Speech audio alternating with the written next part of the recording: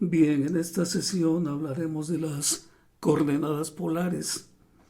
Hasta ahora solamente hemos trabajado con coordenadas cartesianas que las expresamos como un par ordenado x, y.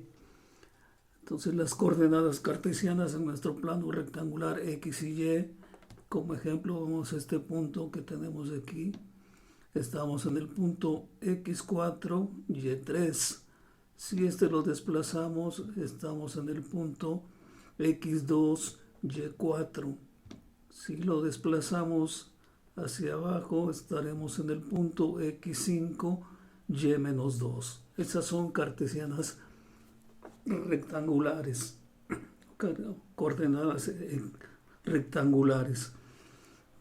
Las coordenadas polares tienen que ver con un vector que se mueve a través de un círculo concéntrico. Entonces tenemos un círculo concéntrico y en ese punto nosotros tenemos un radiovector. Pero este radiovector inicia su caminar a través de,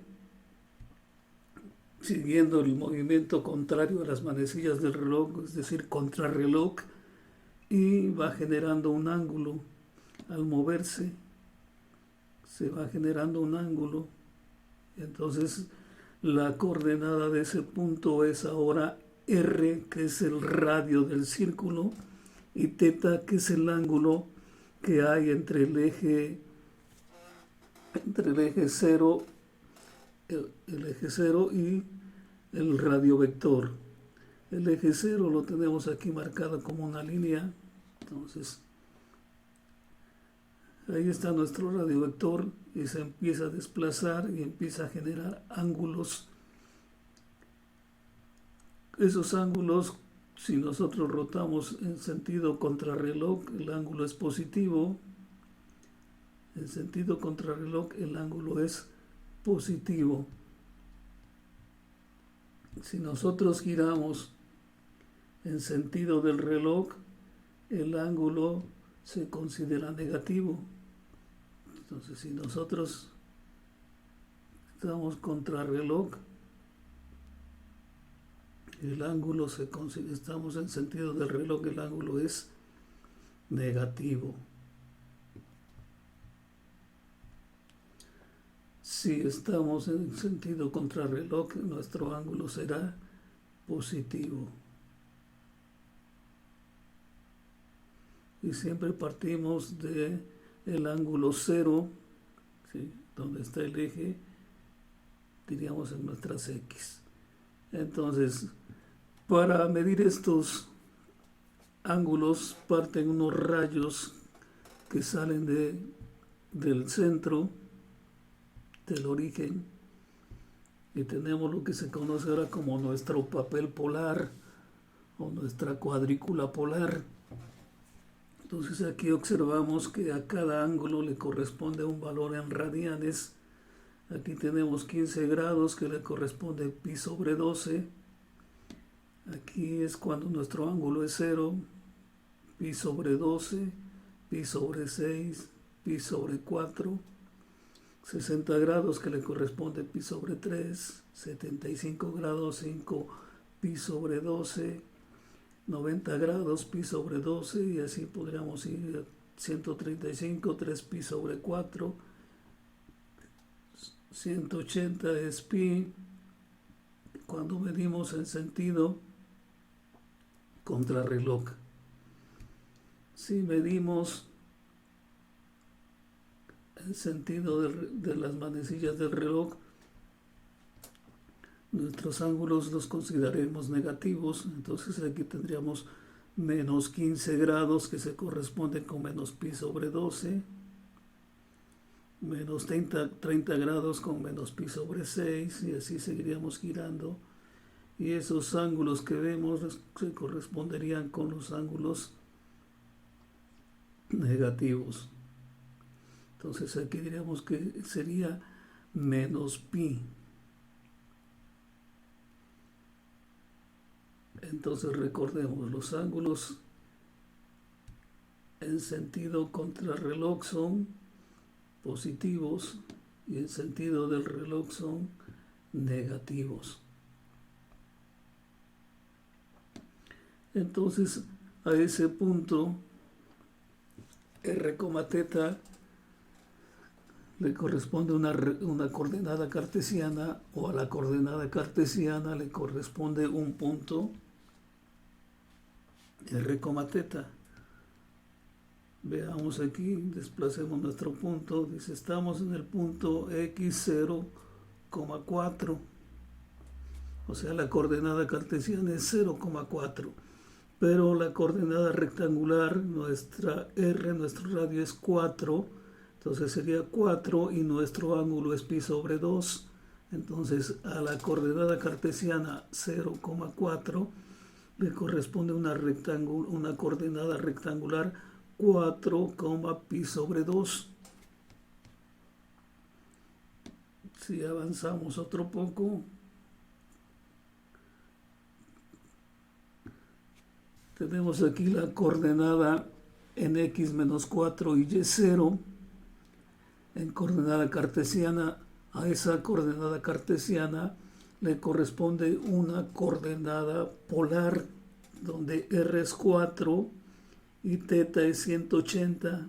Entonces 180 es pi, la coordenada polar es 4, pi, que se corresponde con la coordenada cartesiana menos 4, 0. Bien, un punto en las coordenadas. Entonces dijimos que está formado por círculos concéntricos. Nuestro papel polar o nuestra cuadrícula polar está formada por círculos concéntricos con un radio determinado. Cada círculo concéntrico equivale a x cuadrada más y cuadrada igual a cuadrada. Entonces, si nosotros movemos nuestro punto, en este caso estamos en el radio que es un radio 3 y estamos en el rayo pi sobre 4, en el ángulo pi sobre 4, entonces la coordenada polar de ese punto sería 3, pi sobre 4. Si nos desplazamos hacia otro lugar, estamos aquí en el círculo que tiene radio 2 y en el rayo cuyo ángulo es 5 pi sobre 12. Entonces, la coordenada de este punto sería 2,5 pi sobre 12. Veamos unos puntos.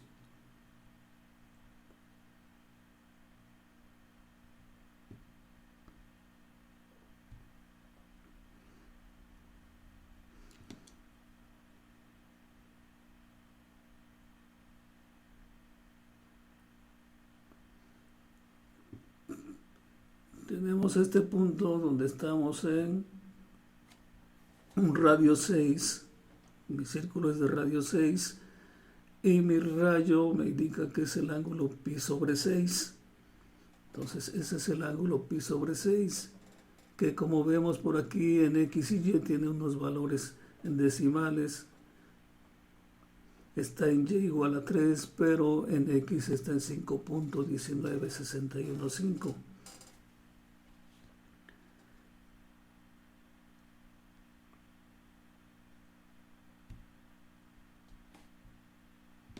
Veamos ahora el punto 4, pi sobre 3. Si estamos en el punto 4, pi sobre 3, que se corresponde con un valor en x que es 2 y un valor en y que es 3.4641. Entonces las coordenadas polares son dos pares también ordenados r, θ, donde r es el radio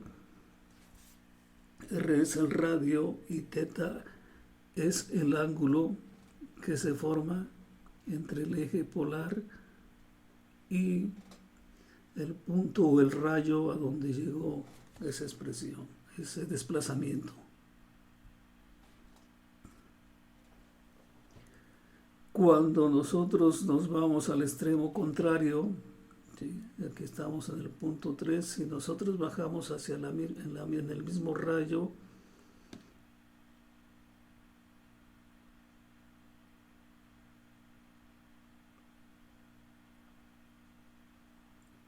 nuestro radio sigue siendo 4,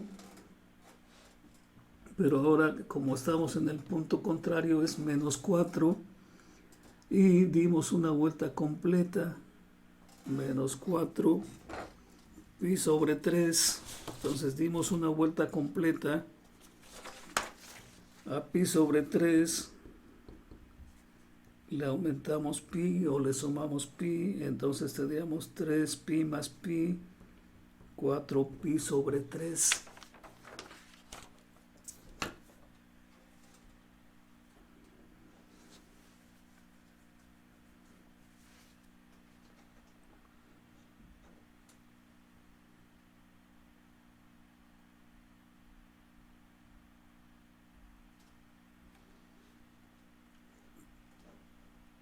Entonces, si nosotros nos desplazamos de esos puntos, regresemos al punto 6 pi sobre 6. Este es el punto 6 pi sobre 6. Si nos desplazamos al mismo círculo, pero del lado contrario, entonces sería menos 6. Y a pi sobre 6 le sumamos una vuelta completa que es pi. A pi sobre 6 le sumamos una vuelta que es pi, entonces tendríamos 6 pi más pi, 7 pi sobre 6. Estaremos entonces en 7 pi sobre 6, como vemos aquí estamos en 7 pi sobre 6. Una coordenada polar no tiene una sola expresión, ya que podemos girar n veces en el círculo o en la circunferencia, y por lo tanto teta más n pi nos daría n puntos o n expresiones de una misma coordenada polar. Podemos nosotros dar n vueltas, entonces si nosotros decimos que damos 2 vueltas, entonces 2 pi, y nos daría otra representación del mismo punto. Entonces estas son las coordenadas polares.